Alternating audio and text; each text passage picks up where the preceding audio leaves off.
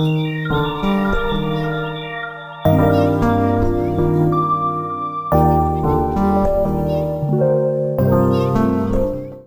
watched When the Phone Rings, and here is what I thought. So this show follows a couple who is in an arranged marriage, and they don't seem to really like each other that much.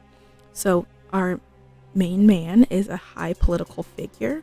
Everyone knows who he is, but no one knows his wife. And this has been done purposely to keep her more in the background, and they don't want people to really know who she is. So no one knows what she looks like, who she is, doesn't really know anything about her. And she also happens to be mute, so she can't talk, but she does communicate in different ways. And one of those ways is sign language. So she can hear and understand, but she just can't talk. So one day, our main male character, the husband in this show, receives a phone call from someone, and they say that they have his wife. And he necessarily doesn't believe them. He kind of brushes it off, and he hangs up. But they keep calling him back. And on the phone, because he doesn't believe them, because he thinks this is some type of prank call, he says some hurtful things. But it turns out these people actually do have his wife. And he's kind of on speakerphone, so she hears everything that he is saying when she is taken. So eventually he stops picking up his phone when they keep calling because, again, he does not think this is real. And his wife is upset that he's not even bothering to entertain the idea or pick up the phone. And she thinks that he truly does hate her. So after this phone call is a chain reaction. And once that phone call happens, their lives go down a path that they were not prepared for. Okay, so that is the brief synopsis of the show. But now I will be getting into spoiler territory. So you have been warned, but let's get more into the show. So a lot happened in the show, and I will try to talk about some of the major things that happened within this series. Okay, first I'm gonna start with this kidnapping, or probably abduction when she was taken, whatever the correct term is. And this is where it all started. So she was taken, and they kind of got into her car and manipulated the technology in it, and they were able to easily take her that way. So as I mentioned before, her husband gets a phone call, thinks it's all a joke because, again, they've done so well to hide his wife that no one knows who she is. So he doesn't believe them when they have her. And when she hears what he's saying on the phone call, because he's saying some very hurtful things, saying, oh, just go ahead and kill her then since you have my wife, because he doesn't necessarily believe them. So she's so angry, and eventually she is able to get away. And she also ends up getting the phone of the person that took her. So this phone is set up a certain way. It has voice modulation, so it disguises the voice when you call, but it can only call one number, and that is her husband. So kind of to get back at her husband, she uses this phone to kind of torment him, and she starts calling him almost every night, saying that your wife is in danger, and if you don't do what I want, something very bad will happen to your wife. So he doesn't know that this person is actually his wife, and so the demand is to let her go, and she give his wife a divorce because she wants a divorce for this man. She thinks this man wants her dead and doesn't like her because of what she heard. So she wants to get out of this marriage because she's not happy anyway in it. And after those things, she's like, I want a divorce. So she kind of keeps calling and tormenting him, asking for a divorce, like, give your wife a divorce, give your wife a divorce. Another big thing we find out in this show is about the wife's, her being mute. So initially it was said that after a car accident that she became mute after that. So in this car accident was her sister, and her brother. Her sister became deaf, and then her brother ended up passing, and then she became mute. But it turns out that actually after the accident, her mother actually made her stop talking because they were living with her stepfather, and she wasn't biologically his, and the mother didn't want to lose this husband, didn't want to lose the money, the status. So she forced her daughter. She was like, you're not going to continue talking. If all his other kids lost something, you're gonna lose something too. So she basically told her daughter, to make sure we can stay in this family and have a good life, you can never talk again. You need to act like you have been affected by this accident as well, like you lost something. So we find out that she can talk, but she doesn't speak because she has been scared into not talking. I think this was definitely very interesting in the show. eventually she does talk again. I just kind of wish it was done a little better or a little more secretive, if I should say. I feel like once she started talking, she was just started talking in front of everybody. I feel like it escalated really quickly into her talking in front of everyone, and I just wish it was more secretive, more of her secret to kind of outsmart people, which she did for a while, but we kind of see her talk very early on in the show, and then after she starts talking in the show, she continues to talk to more and more people. A big thing that happened in this show focuses around their marriage and why they actually got married, why our main characters actually got married.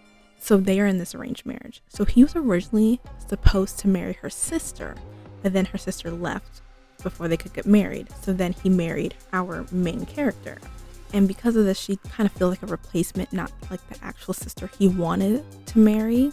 But little does she know, she was always his first choice. He never really wanted to marry the sister at all. So he kind of made a way that even though he was engaged to the other sister, that when she left, they kind of made a deal, and our main character had to end up marrying him. But again, she did not know that he wanted to marry her like that.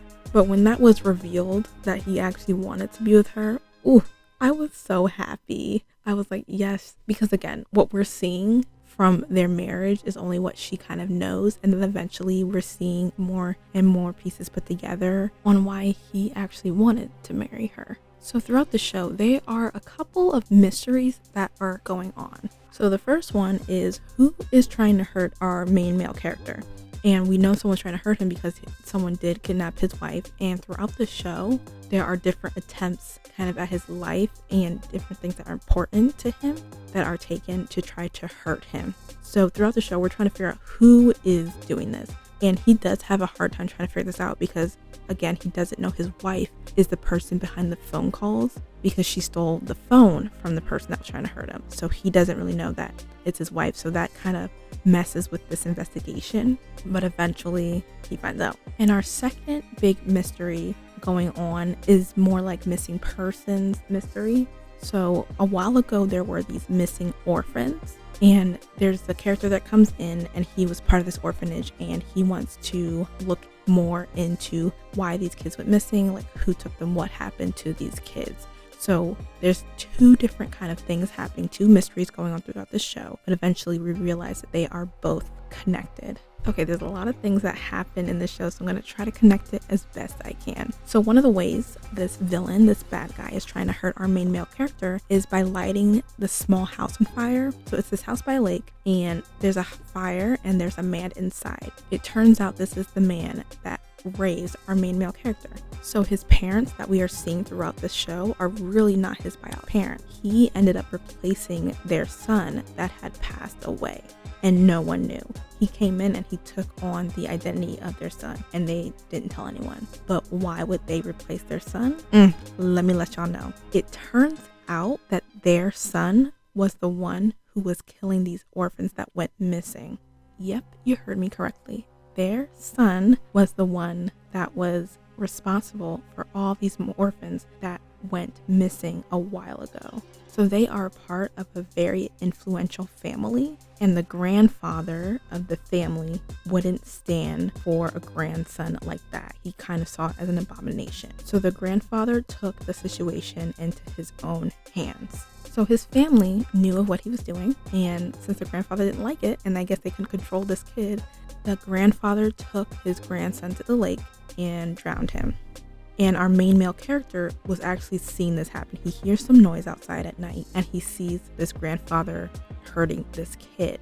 And his father says, "Turn your head, don't look," and takes him away. So then we realize his guardian, or the man raising him, knows what's going on, or knows this man, and is turning a blind eye to this. So we kind of see that they kind of had a deal going on. And once he has taken care of his grandson, he tells this man who owns this small house by the lake that he's going to take his son basically and going to have him replace the grandson he just took care of. Guys, it was crazy. So many things were happening. So that's how our main character ended up in this family and this life.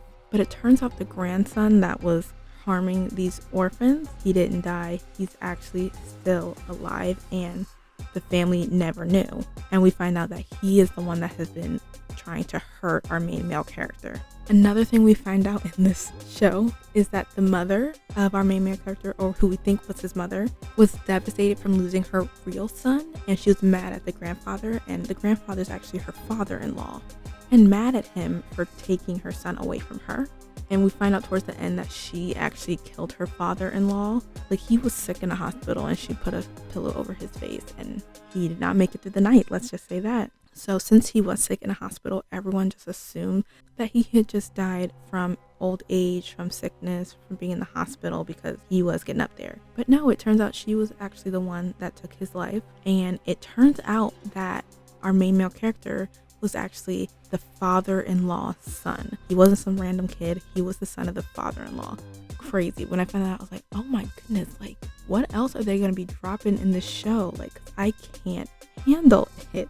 So the mother had a lot of resentment and anger towards her father-in-law. Every time she saw her fake son, she was reminded of her real son that she had lost. A lot of things going on. But when she found out her real son was alive, she was going to do everything she could to protect him, even though he had killed some people and he was harming more people in the present. I'm just going to say, watching this show, it was dropping plot twist after plot twist after plot twist. And I was enjoying every single minute. Throughout all of this, there was still this romance that was happening as well, of the wife and the husband that were in this arranged marriage. So through these phone calls she's giving him, he kind of does find out it's really her, and he's never heard her real voice because the whole time they've been together, she's never spoken. So kind of this is their only time to really speak to each other. They're kind of learning more about each other, growing closer over the phone, even though they're really not growing closer in person. But it was kind of really cool to see this relationship, and when more things become shown and aware to both characters and how that relationship develops. But I really did enjoy this show, and I would rate it 4.5 stars.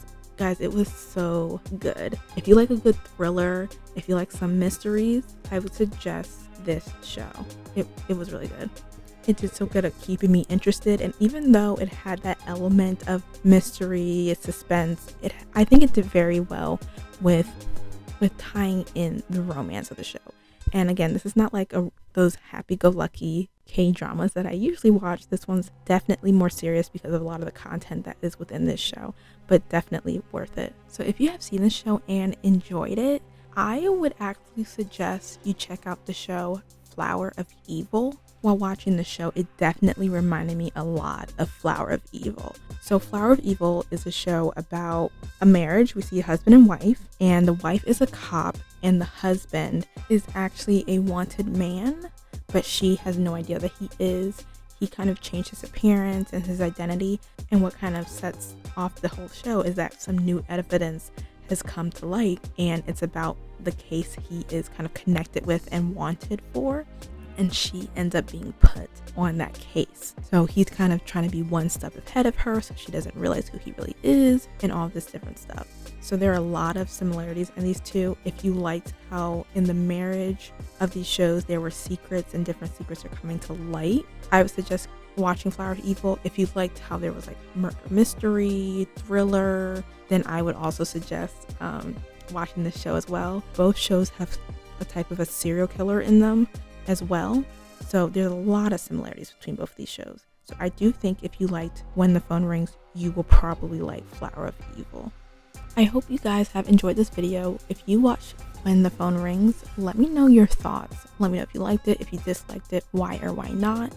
And if you have any recommendations of shows similar to this, I really enjoyed this show, so I would like to see more like it. Feel free to check out my website and theshowmustgoon.com. I will leave it in the link below. You can also follow me on all my socials. It's at ATS_MGO on all platforms. Feel free to like, comment, and subscribe if you enjoyed the video. And I hope you guys have a good rest of your day, week, month, and hopefully a good rest of your year. And until next time, bye.